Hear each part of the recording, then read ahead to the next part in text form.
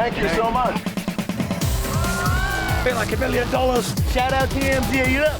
Let me check out that rig. TMZ stands for the Mayweather Zone. How'd you find me, bro? I got my disguise on. I love my TMZ family. Welcome to TMZ Sports. Babcock here. Mark Sanchez, about a month after that crazy violent incident in Indianapolis, has officially been fired by Fox Sports. So Mark Sanchez, who of course was one of their top NFL broadcasters, he was in Indianapolis to call the Colts and Raiders game, never made it to the broadcast booth. Of course, the violent incident happens Friday night into Saturday morning, and now Mark Sanchez has been let go by the network. He is not going to call football games for them anymore, Lucas. I think it's probably something that a lot of people thought was going to happen, that it was going to be obvious. He's charged with 4 criminal charges, one of them being a felony. He has been sued civilly by Perry Toll, the 69-year-old truck driver who Mark allegedly attacked. And I think this was just the latest shoe to drop. Fox Sports lets him go, no longer an employee. Right, and for a lack of a better term, this is adding insult to injury for Sanchez, who, is still recovering. We don't see him very often. He hasn't been talking very much, but we did get a statement from his family through his brother, Nick Sanchez, Friday morning, a little bit after we broke the story. And he said, it's been a long month for Mark as he continues to recover from serious injuries while also grieving the loss of a close friend. His close friend being Nick Mangold, his longtime center for the New York Jets. While the recent news and its timing is understandably disappointing, our priority remains his continued healing and recovery. Mark deeply values his time at Fox and the exceptional colleagues he's had the privilege to work with, and those relationships are meaningful and will endure. Yeah, to your point, Lucas, about him still recovering, he almost died. I mean, Mark Sanchez, his life was saved by those doctors, despite the fact that obviously police believe he was the aggressor. Mark was not the guy with the weapon. It was Toll who had the knife, and Mark, obviously, we know, was stabbed. So he was in the hospital for over a week, Lucas. Once he was released, he, of course, went to the jail, took the mugshot, and was allowed to come back to Southern California. But criminal charge is still out there. Now, I don't think, Mojo, that this is a situation where Fox was out of line firing him, even considering that he has not been convicted of a crime. He's been charged but not convicted. I think the fact that this happened when he was there for them, working for Fox, I think that they are clear. They are totally fine in getting rid of him, Mojo. But like Lucas said, he is obviously disappointed with their decision here. I don't know you're ever going to see him call a game again, let's be honest. Yeah, I mean, I can't say that a single part of this is surprising in the slightest. I mean, even the timeline, Fox did their due diligence. I'm sure they really dug into this case, got all the facts, probably talked to attorneys, talked to people close to the case, talked to, the police, and then they made this decision. And it has to be expected. If you're going to go out there and do what he did, you're likely to be fired afterwards. You said it, he was the aggressor. There's a lot pending against him right now. He's being sued, criminal charges, felonies, 4 counts, all of these things.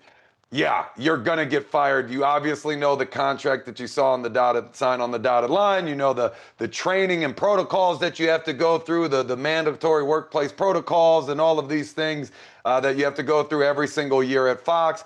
You violate them, you're out. It's that simple. Worsened by the fact that this was a high-profile case. Everyone heard about this thing. This was very much in the public eye. So it especially in that case kind of forces Fox's hand. As for Sanchez personally, I'm sure he knew this was coming. This had to have been no surprise to him. It is likely to be a rough road ahead for Mark Sanchez. Who knows how long it's going to take to get him out of this hole. At some point, maybe he can do enough good in the world to move past this and, remove this stain from his record and his resume.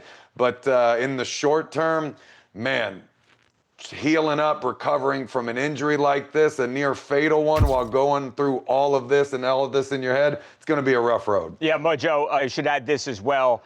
Fox has hired a former star quarterback as they let one go. Drew Brees, who will here soon be a Hall of Famer. He has been hired by Fox Sports. He's not going to call games this weekend, but will be in the Fox broadcast booth next weekend as he begins to call NFL games for them. So you can look at it like Drew Brees will now fill in for Mark Sanchez. Again, this is Just it's the latest shoe to drop, but this is a story that is a far way from being over. We've still got the civil lawsuit, we've still got the criminal case, a case we will continue to follow. Stay tuned. All right, moving on to the story of Marshawn Kneeland, the 24-year-old Dallas Cowboys player who died yesterday morning. An absolutely tragic story. We told you all about this yesterday. The police chase, Marshawn fleeing before seemingly taking his own life with a self-inflicted gunshot wound. Well, the NFL world and the Dallas Cowboys continue to mourn and just express condolences, talk about memories that teammates had of Marshawn. Thursday Night Football played last night, of course, and before the game, before kickoff, there was a moment of silence that the NFL, where they said, hey, we're going to remember this 24-year-old player who was incredibly talented, who lost his life. So we've got the moment of silence, Mojo.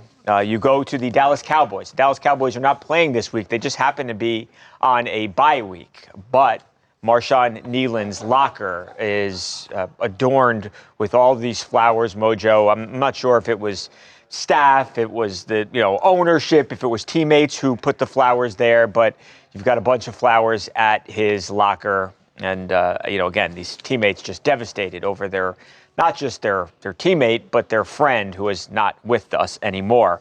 Mojo, somebody who has dealt with suicide and is personally impacted their personal life is Dak Prescott, the star quarterback for the Dallas Cowboys. Dak is not in Dallas again this week because they're on the bye week, but he was in Louisiana, and he was actually getting a pretty cool honor. There was a field of being named after Dak. But he was asked about Marshawn Kneeland and Marshawn Kneeland's passing, and you can just see how much it's affecting Dak. Take a look. It's been a very tough day. As you said, it started early this morning, finding out the news. Tragic loss. I hurt. Heavy heart today. I heard from Marshawn. I heard for his family. I heard for his girlfriend. I heard for every single one of my teammates. This is a pain that you don't wish upon anybody. You wish none of us had to go through this. You wish Marshawn didn't have to go through what he went through. And just thankful for each moment we have in this life, and don't take it for granted. And hug and love on those that you do.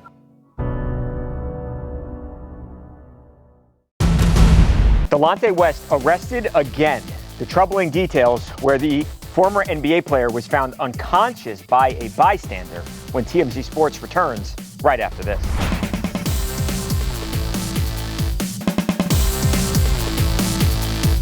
Welcome back to TMZ Sports. More trouble for former NBA player Delonte West. Delonte West, who had a really nice long NBA career, played for 8 seasons in the league, but as we have talked about here a lot on the show, Delonte has had a bunch of problems since retiring from basketball. He's had addiction issues, and therefore, guys, he has also had issues with police, and that was the case earlier this week, Lucas, because Delonte West, November 3rd, on Monday, was arrested in Fairfax County, Virginia. Now, before we get into the charges here, and Lucas has that information, we have been told that authorities got a phone call, a 911 call, for a male who was unconscious and not breathing. That person ended up to be Delonte West. EMS police rushed to the scene. Now, Lucas, when they got there, thankfully, Delonte was breathing at that point.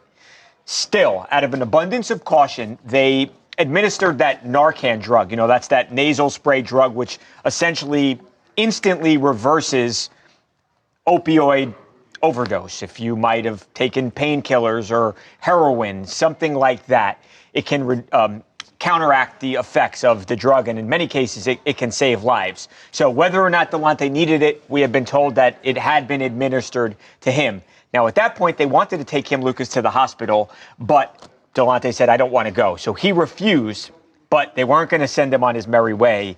They then put the cuffs on him, and they actually took him to the local jail. And now we know he's facing not one charge, but 2 charges. Right. The 2 charges are obstruction/resisting arrest without force, and then also the public intoxication. Okay. So he's going to have to face that. But here we are again talking about Delonte West running in to trouble with the law. And we were actually talking about this earlier in the newsroom about what Mark Cuban tried to do a few years ago to try to get him back on track. And, he sent him to a facility to where, if you saw the pictures that Mark Cuban was posting of Delonte, he looked vibrant, he looked healthy, he looked happy. Was he riding horses? I seem to remember. A bunch of active activities. Oh, there he is, yeah. It looked like he was heading in the right direction, and then it got to a point where Mark admitted, look, you can only help someone so much. Right. They have to meet you halfway to want to get help. And unfortunately, it seems like he's falling back into Yeah, because I think, guys, a lot of people were actually critical of Mark Cuban as Delonte West then continued to get in trouble. A lot of people were saying, hey, Mark, this guy, he was out there, the blood, sweat, and tears for your basketball team, and then you've got all this money, Mark, and billions and millions of dollars, and you're not helping him. And I remember, just like Lucas said, Mark said, look, he's got to want to help. So it's not a situation where Mark doesn't want to see this guy get clean, Mojo. It seems like that's not what Delonte wants right now. And if he does want it, he's just not able to do it for whatever reason. And it's not unique to him. How many people do we see struggle with substance abuse issues? But you just, you don't want anything really bad to happen here. And now he's got these criminal charges. Thankfully, he you hear he's not breathing. You obviously worry that the worst could happen here. Yeah, you got to wonder if he's just not, I hate to say it like this, but mentally capable of wanting to help himself, right? You talk about meeting someone halfway, but, for anyone that's had experience dealing with people with substance abuse issues, mental health issues, shoot, and we talked about this fairly recently in a different case. It's like, as an outsider, how do you possibly help someone other than forcibly committing them? If they don't want to go, you can't really make them go, especially if you don't have, custody of the person, control of the person, authority, whatever. All you can do is try to help them in the moment and know that it's probably going to be a matter of time. So you really do have to turn to the professionals. But at the end of the day, it all comes down to Delonte. And I hate to say it, but again, it's been such a recurring theme and just awful to see the fall from grace. This dude was more or less on top of the world at one point, and then here it is, and it's got to be one of the most tragic stories and examples of that. A guy going from being in one of the most dominant sports associations in the world, the NBA, to having issues like this. You hear about guys going broke, guys getting divorced, hitting rough times afterwards. This is just a completely different thing. This is such a next level over those things. And you just got to hope and pray that hopefully he figures it out and he gets the help that actually reaches him and is able to turn it around. But, for anyone close to him, I wouldn't even know what to say right now. Dodgers infielder Miguel Rojas is clapping back at Drake in the humblest way possible. We'll hear from the World Series hero when TMZ Sports rolls on right after this.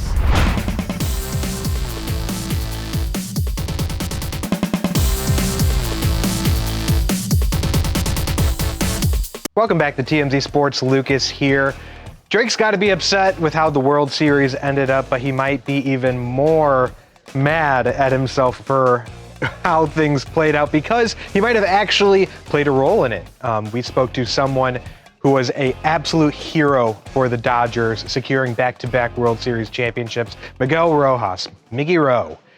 He actually told us that they caught wind of some trolling Drake did after Game 5. Remember, after 5 games, everyone thought the Blue Jays were going to win this thing. They were up 3-2. All they had to do was win one more game in 2 shots. Didn't happen.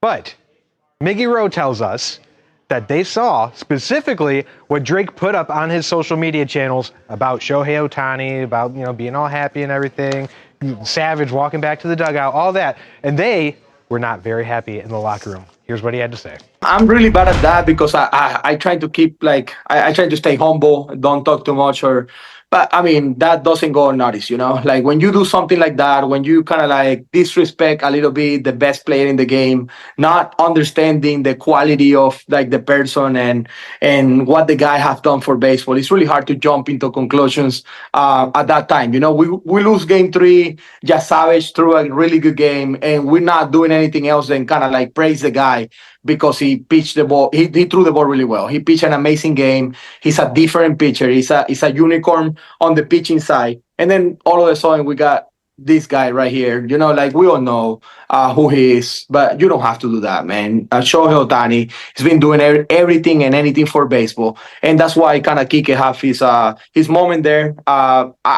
Those words probably won't come out of my mouth because I'm not that way and my personality is not like that. But definitely we got a guy in our locker room and we all saw it, you know, right away. And we weren't happy for it, but we have to finish the business. So Rojas is taking the high road here, but someone who didn't is Kike Hernandez. If you remember at the post-parade celebration on Monday, he was saying OVO and we got some really big rings, things like that, taking real shots at Drake.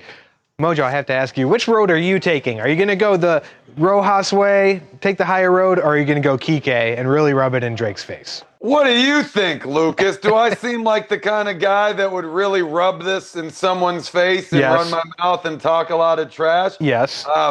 Yes, I absolutely. Well, you knew the answer to that question before you asked me, so. Yeah, true. I would have gone so far past with this, there was no coming back. I mean, Drake, my goal would have been to upset Drake and really get back at him for this. I mean, you got to have fun with this. You open yourself up for it. You got to be ready for the clapback. So that's what this is. I'm a little surprised Miguel, I mean, he was like big mad about this. Like you could hear it in his interview. He did not find this funny whatsoever. You could tell when this came out, he was probably livid in a locker room. And you got to wonder if everyone else took this as like a friendly jab of someone rooting for your opponent that's, you know, a fan of them, and that's never a crime to support the other team, right? If that's your team, nothing wrong there. But taking friendly jabs, that's part of the game. I'm a little surprised that he took it so personal, but yeah, again, still curious to see who else felt the same way here. But hey, if that's the motivation that you need to rally and come back and score the big win, do what you got to do, even if you got to convince yourself that was more egregious than it actually was. Whatever you got to do to get into that headspace, to have this moment that we're watching right here, that's what you got to do and rally around in the World Series. So love that interview. Another question I have, was Miguel filming this from his house or like the Funko store? Because there are like hundreds of Funko Pops behind his head, and I'm curious what that's about. I was really excited. I was going to see if he also had a Lisa from Blackpink Funko Pop. I did not see it there. But word of advice to Drake, maybe wait until the series is over next time to celebrate. Up next, Rick Ross weighing in on Jaylen Brown's latest hair mishap. Rose's hilarious advice for the NBA star is coming your way next on TMZ Sports.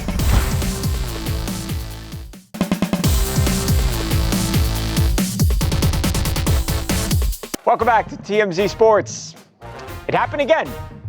Jaylen Brown's hairline rubbing off on another opponent this week. Obviously, we've seen it happen. Jaylen Brown has totally, he has welcomed the controversy, has welcomed all the trolling, and it's been one of the funniest storylines of this young NBA season. Well, Rick Ross, the boss, Ricky Rose, has got some advice for Jaylen Brown. I think he says it's time to come home. Watch this. Hey, yo, this was Jaylen Brown. Yo, it's time to end the madness. It's time to end the madness. Whoever your barber is, tell him to stop. Chill with the hair follicles. Those hair follicles. It's like a jar and he's spraying like hair from another human on there. But you playing ball, man. It's causing trauma. It's time to, let's stop the madness. Me and you, Jaylen, we could do a dye company. Let's create a company, dye company, and let's just give it to the streets they need to. You know what I'm saying? You playing ball, you know what I'm saying? That's your third victim this week, you know what I'm saying? We rock with you now, you know what I'm saying? But Let's stop the madness. Stop the madness. So he's not saying come home. He's saying, hey, let's create a better company, different kind of spray. I think he should take him up on it. I know Fat Joe has got a hair dye company. Maybe Rick Ross and Jalen do too? I don't know. Yeah, you know, it's funny though, because Rick Ross is a very business-heavy person outside of his fantastic rap career.